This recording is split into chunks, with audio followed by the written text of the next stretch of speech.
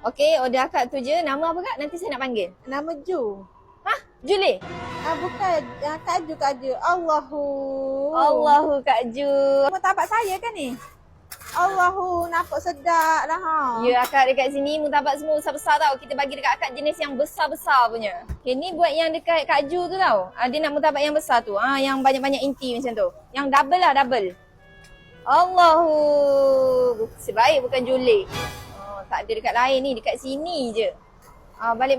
Kak Ju tu dah tak sabar dah tu. Kak Ju ni dia kurang sabar sikit. Kak Ju ni memang bagus lah. Allahu.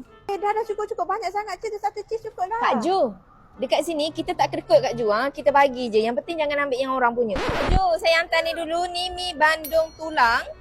Ni satu lagi mi bandung udang campur sotong.